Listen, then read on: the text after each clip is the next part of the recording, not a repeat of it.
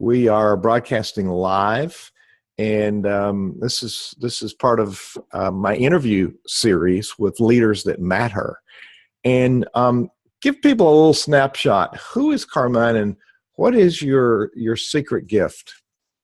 So it's a good question, and I am an inventor at heart. I've always loved to make things. I've been in business since I was in high school. I've never worked for anyone. I've been an entrepreneur all my life.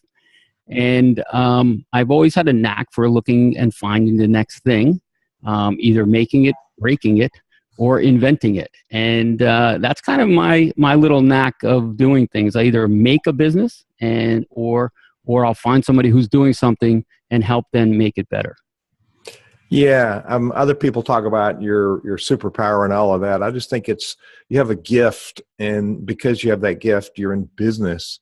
And we people who are in business, we are entrepreneurs. We make a living because we provide value to other people. We solve problems.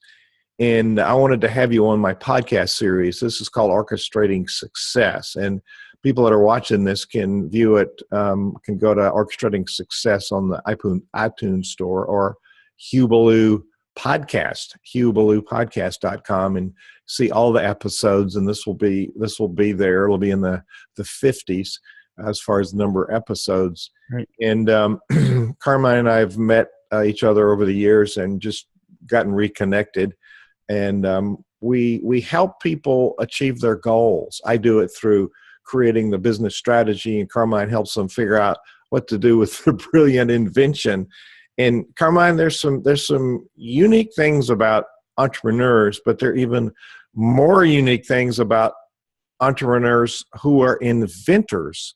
So what are the top challenges that you see that inventors face in trying to take their product to market and making a living or making money with their brilliant ideas? Well, yeah, there's a lot of challenges, and they're growing. When you say challenges, it's something that an entrepreneur wakes up in the morning to face. There is no entrepreneur that thinks that, oh, I'm going to take it easy today, or this is going to be simple.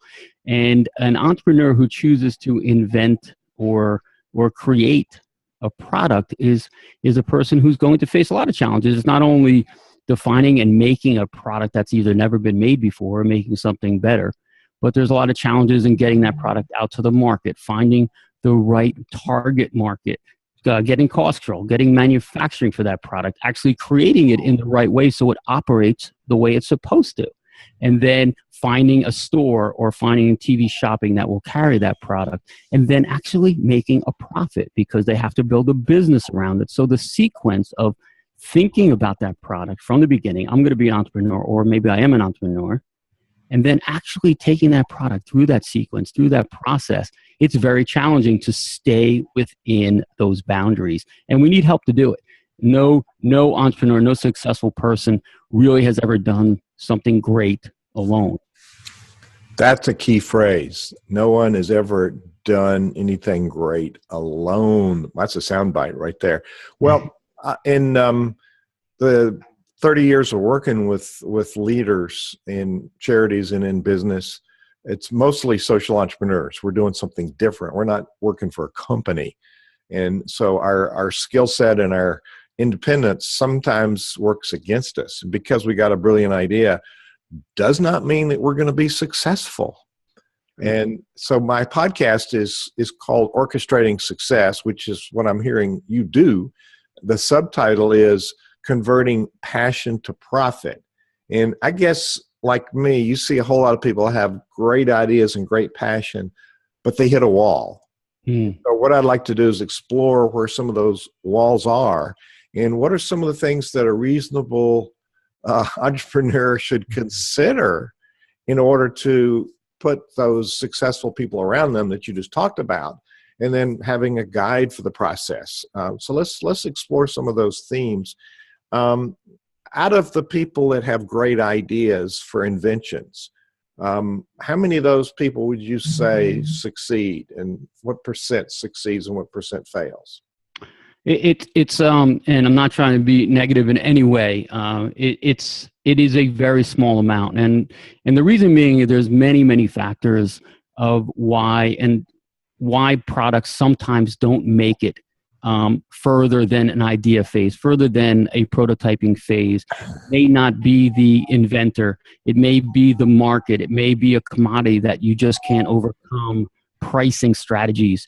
It may be a product that just can't be made for a certain demographic. There are many, many issues that could subside and run into and stop somebody and they run into a wall. Now, having the right team together, having the right decision makers, and if you follow the right process or the right sequence, you can overcome those because you have run into that without spending a lot of funds and resources.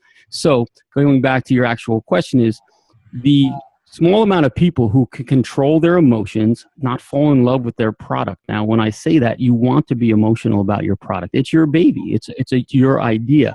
But if you're going to look at it as a business, you have to have other people around you that will be able to make those business decisions when you can't, because it is your baby, it is your love, it is your product, and you are emotionally attached to it. So having that team together, having those people that will be able to make those right decisions will help you get over that wall when you run into it. A lot of inventors think or want to do everything themselves. Not only have they been taught that they think that they have to do everything themselves, which you teach in your teachings that they don't. But for some reason, society looks down on people when they ask for help. Now, you need help to make that product, to get it out there. Myself, I have taken hundreds of products through the industrial channels and through to market, and I need help on almost every one of those because I can't do it all. So there's a lot of reasons that a product may not make it far enough. But the ones that do, it is a very small amount because those people have taken it in stride and followed the correct sequence.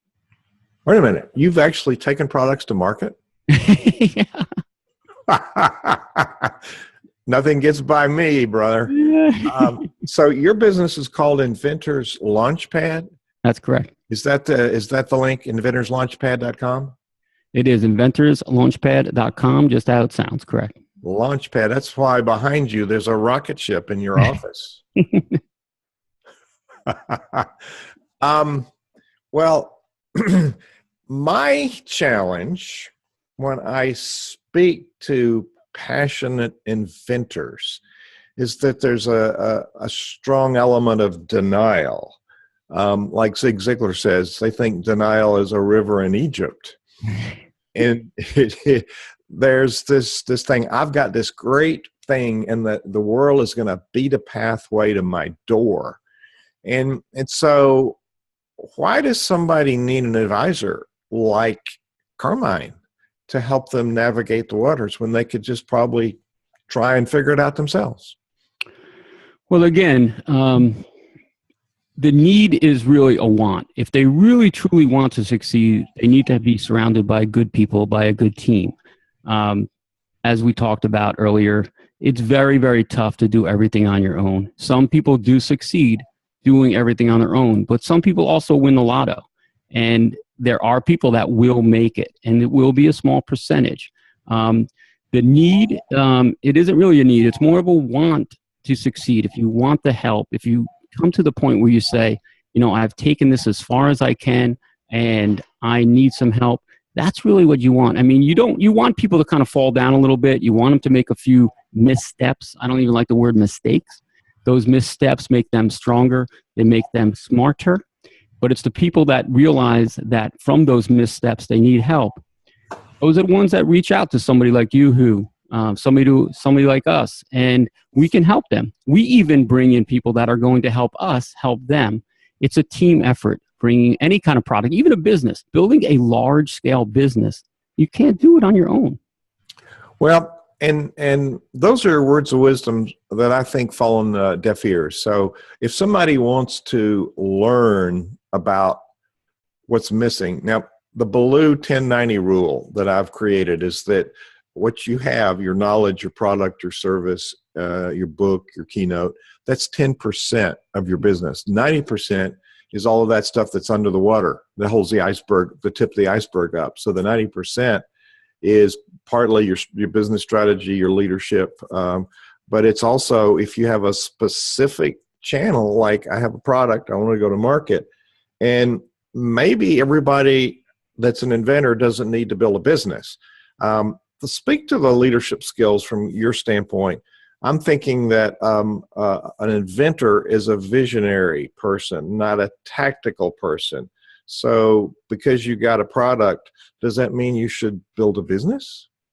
That is 100% correct. There is no rule or nothing written that you 100%, if you're an inventor, a design, a creative person, there's no reason why you need to be at the helm of that ship unless you want to. Now, you're going to take it a certain point, but the very, very smart, creative people, inventor type people, very smart business entrepreneur people will hand those reins off to somebody who that's what they do.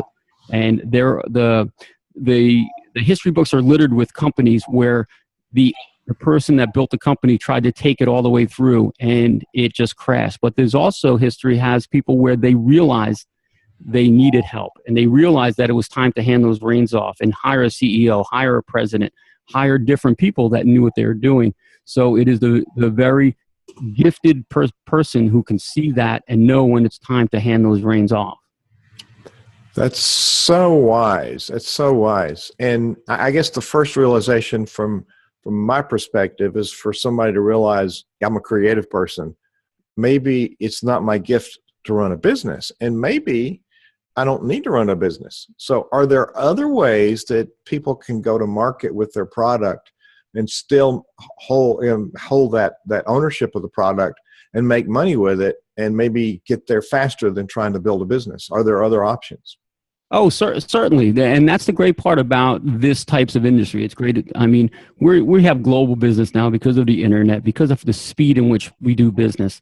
There are so many different ways. And the other is licensing. I mean, we've all heard of it. A lot of people use the word licensing, but they really don't know how it works. Now, being a creative person, just wants to develop products or make things, they can try licensing, which is a great idea. Whereas when you license a product, you are assigning the rights to use it. You're not giving away your ownership of the product. You're assigning the rights to use that product for a company to sell. So if you had a product and you found a large company that wants to take that product from you, they would license it from you and for a certain amount of time, and they would give you royalties for it. And that is a great way for people to make money. And it happens all the time. On my podcast just earlier today, I had a licensing agent, a woman that she called the Inventor Lady, and she licenses products for people. She finds the products, and then she finds the companies and matches them together. And licensing is a great way for someone who does not, and I will repeat, someone who does not want to build a business. They just want to make products, and it's a great way to do it. There are lots of challenges in building any kind of business. You got employees, you got payroll, you got reports, tax returns, you got reports to the government, you got labor things. So there's a whole lot of things that maybe you hadn't thought through dealing with, and maybe licensing might be an option for people. Now, if people go to Inventors Launchpad, is there a place they can email you or book a consultation with you? Is there some way they can have a conversation? Because it occurs to me there's a whole lot of questions that people should ask about their specific situation. That's correct. We have 5 people here all day, and all they do is receive phone calls and answer questions. I mean, I can almost I can hear their voices in my ears all the time. And not only that, but we have videos, we have books out, we have information online. So inventorslaunchpad.com, go to it, just put in contact information, and somebody will get back to them right away, or we'll be able to answer their questions quickly. We also have Facebook groups, LinkedIn groups. So we really try to educate a inventor or creative person as much as possible before they get started, because it always is better to start the knowledge, start the learning before. It's better than after. Oh, that's awesome. That's 2 things I've learned today. A, you've taken products to market, and you got 5 people there answering phone calls. Sounds like you got a real business, man. Wow, this is, I knew you were good at this. I'm just beginning to get the idea of the scale of what you're doing. So I think there's a whole lot of questions that I'm not an inventor. I think of, I wish somebody would invent this, and that's as far as I take it. But I realize that 90%, Well, first of all, 100 people have an idea, only 3 people do something about it, and then 90% of those people will fail Hmm. because they just haven't taken time to put experts around them to help complement. In my podcast series, I interviewed Cal Turner a while back, and he went to his team at Dollar General and said, "I've got the skills because I got this job because my dad founded the company. I've got the vision, you got the skill." I think I said that backwards. I got the vision, you got the skill, let's go public, which they did. But he had the team around him. Smart guy. So, but he knew we're going public. We have this thing that we do. We serve people in low income communities. And they went public, and then they sold it later for $7.3 billion. If he had pretended to know all the answers and tell them what to do, that would have been a formula for failure in this company that turned out to be extremely well run, extremely prosperous. And we don't think as entrepreneurs, we don't want to ask for help. And it's not really asking for help, it's looking for partners where there's a win-win. And so I think I'd like to take it out of the paradigm of help. Let's find somebody to partner with us. We've got the idea. Somebody else has the system. And well, you'll make money for helping them. They'll make a whole lot more money if you help them than if they continue stalling and putting money down a black hole, which they're never going to see back. So I think there's a whole lot of questions that people would ask. So to respond to what I just said, am I in sync with you? You're right on. You're again, I know you've been doing this a long time on the business side of it, and you've seen people come and go that, you probably know right away if you're going to be able to help them or not.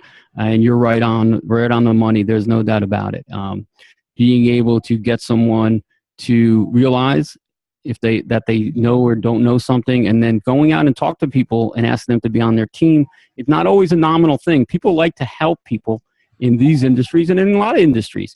It's not just a nominal thing. I mean, they definitely want to get paid. Everything that should be done by an inventor should be to make money in the long run for revenue. There's no doubt about it, but that's where those missteps sometimes occur. And then when you can get people on your team and give them a promissory of revenues, or, hey, this is what we're going to do. A lot of people just want to work for a good cause. Obviously, they need to make money, but bringing good people on your team and then not listening to them, that is a recipe for failure. They will not stay around.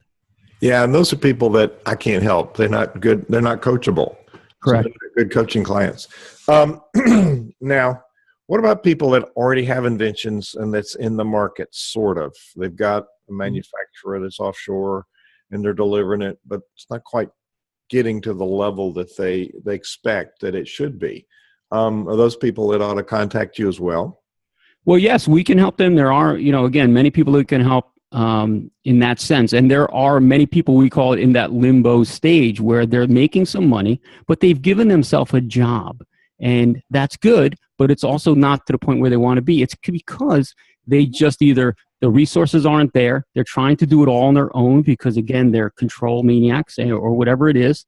And they just want everything to be perfect. And you and I know the word perfect. It just doesn't exist. The good part is that there's ways to version your product. So just like Apple, if they waited around to sell number 7 phone and they didn't sell 1 through 6, they wouldn't have made all that money. So the product doesn't have to be perfect. So a lot of times people are out there and they're selling their product and they're making it themselves at their house, and they can only make a few. And it's not because the market doesn't want it. It's because they want to control every aspect. So again, yes, you're right. There are people out there that can call us. We can help them with manufacturing. We can get it at a lower price. Price could be the issue. They may not be able to make enough. Money might be the issue. They can't put in a large purchase order with a factory, where if they do get a purchase order from a big box store, we can help them with those funds. So in many cases, 99% of the time, we can help those companies that are actually doing what they should do or that need that help. We can usually help them move farther. Yeah, one of the stresses is you have a product and you get a big order. Yeah. I just hear you say if you get a big order from a big box store, you can help them with the funding. Sure, no doubt about it. All right, that's good to know, because that can put you under, or put you out of business because you can't deliver. So you can't support the supplier or the vendor either way. Wow.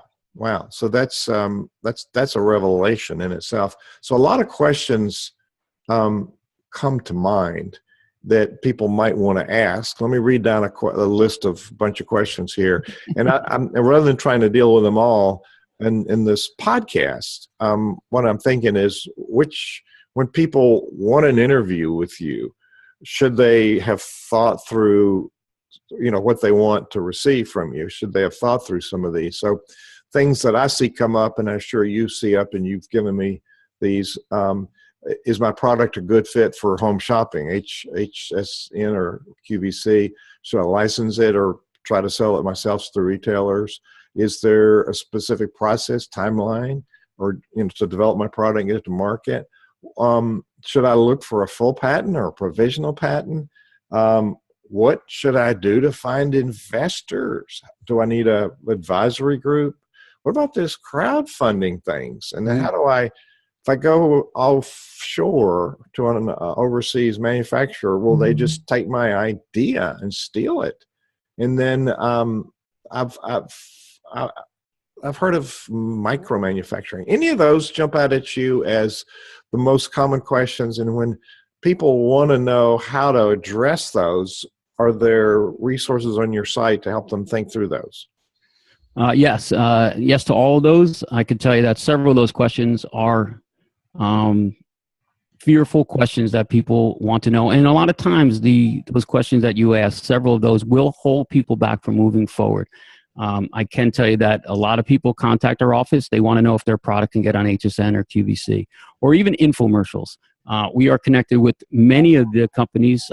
We have connections within those companies, and the products that get on there are it's a very small amount. The product has to be fit in a specific subject matter. So just because you have an idea, you have a good product, and if it doesn't go on QVC or HSN or an infomercial, it doesn't mean it's a bad product.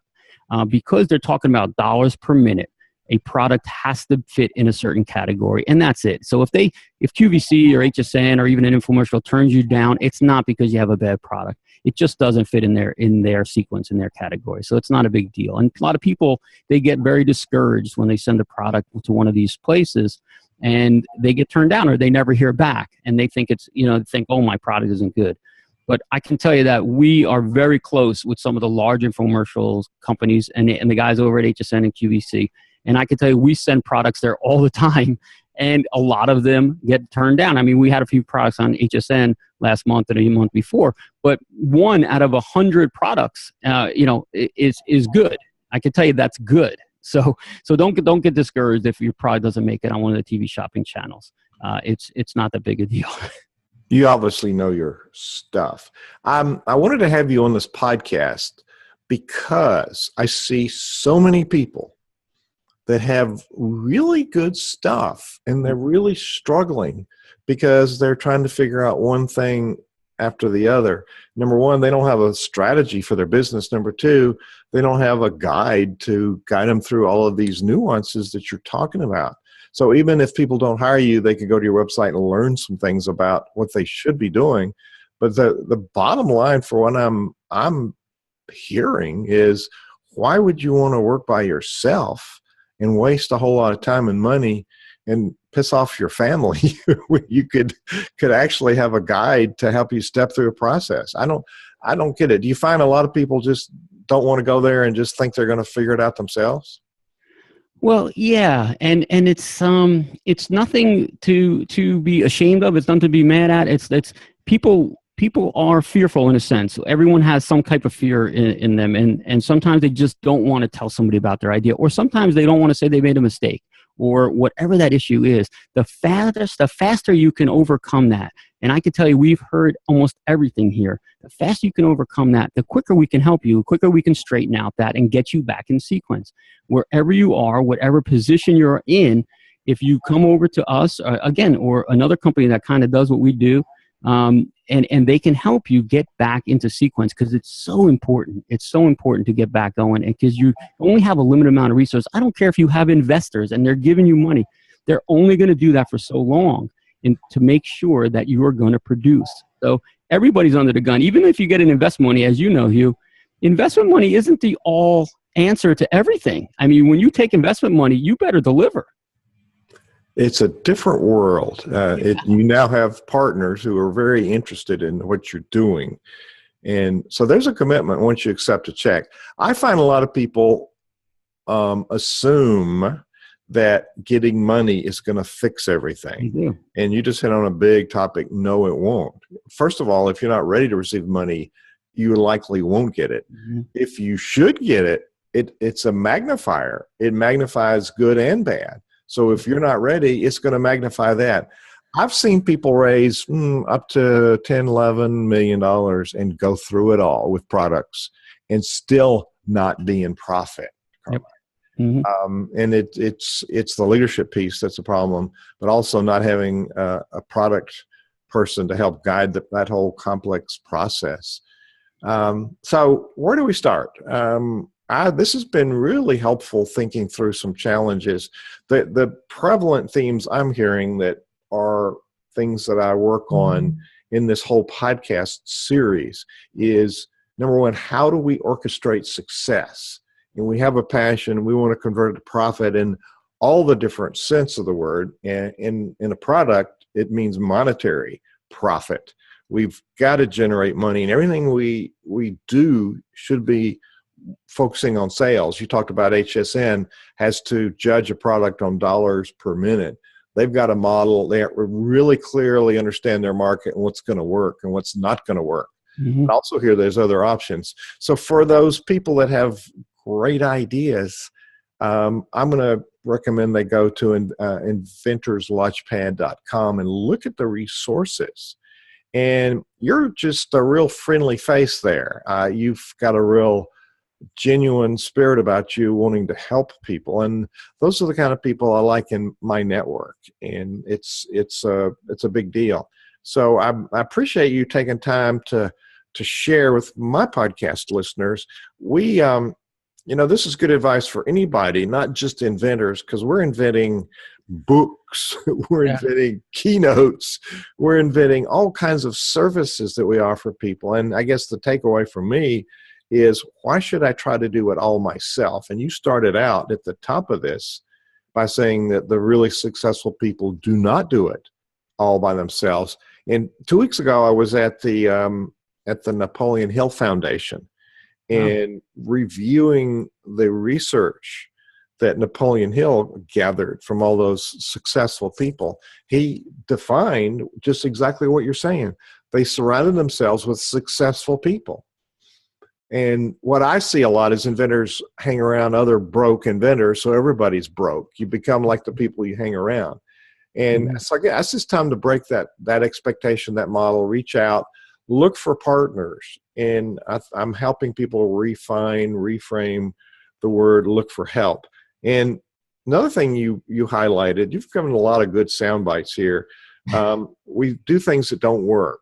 I would reclassify those as learning opportunities.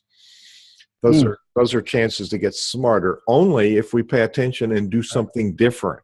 I love it when people say, I made a mistake, and I ask them, what did you learn? Well, it didn't work. I'm going to try it again. Well, you didn't learn anything. Yeah. You didn't learn everything. The other key thing that you surfaced here is forgive yourself. You've done all of us have screwed up. We've done things that haven't worked. And that's a shadow that's going to inhibit our forward momentum if we don't forgive ourselves for being human. So you've given a whole lot of really good nuggets in this interview for any kind of entrepreneur, but more appropriately and specifically for Stay with the New Teeth, specifically for inventors. And so inventors are business people. And so as we're kind of wrapping up this interview, what's a thought or a piece of advice that you'd like to leave people with who've got brilliant ideas and they feel stuck? What's a piece of advice you'd like to leave with them? So there's a lot of pieces of advice that we go across. Is one, you have to try often and fail a lot. There's no doubt about it. Definitely throw as many things you can against the wall. Most of them are going to fail, but you're going to get a few nuggets, a few things that are going to teach you things, or they're going to help you move forward. And secondly, don't treat your product as a commodity. Don't play the price game. get yourself and be the echelon top person. And this way you don't have to fight a commodity. Get your product, say, this is the best product that's out there on the market. And then you don't have to play the price war game with someone, because if you get into a price war, nobody wins. So you want to get your product to be where it's supposed to be, and people just buy it. It's not a question of pricing. So, don't get into the commodity war and pricing war. Don't play it or pray it, either one. There you go. That's really good advice for any business person. You mentioned Apple earlier. Apple does not get in the price war. No. And they've got a product that's intuitive. It's interesting when they release a product, they don't toot their horn about it. They say here's something new, and people find out, oh, it's got a lot more than they told us. Mm-hmm. And so that advice of claiming your brilliance and then seeking the right price point, that's part of what you help people determine, is it? You're exactly right, 100%. And again, it's all about trial and error. There's no doubt about it. And being able to strategically place yourself so when you have those missteps, you just move on. It doesn't make or break your company, because you strategically tested things. It's called testing. It's not mistakes. It's great. That's a good soundbite. We want to manufacture 10,000 and put them on the market. We haven't tested it. We haven't. Yeah. That's another. You've given us so many nuggets, Carmine. Thank you for sharing your wisdom today with my listeners, and I look forward to future conversations. You're also a really nice person. I've enjoyed our interactions over the years, and I know that anybody who works with you has a really good relationship because you have a very nurturing spirit about you. Thank you for sharing all of these great sound bites today. Well, thank you. And again, thanks for inviting me on the show. It's been great. And I feel the same way about you. You've helped so many people over the years, and I hear great things about you all the time. And that's, I think, why we stayed friends over these years, because we have the same kind of outlook on life and helping people. I love it. Carmine represents inventorslaunchpad.com. I wanted to share this with entrepreneurs because it's just a repositioning. So, Carmine, thank you for all the wisdom today. We're going to say goodbye on Facebook, and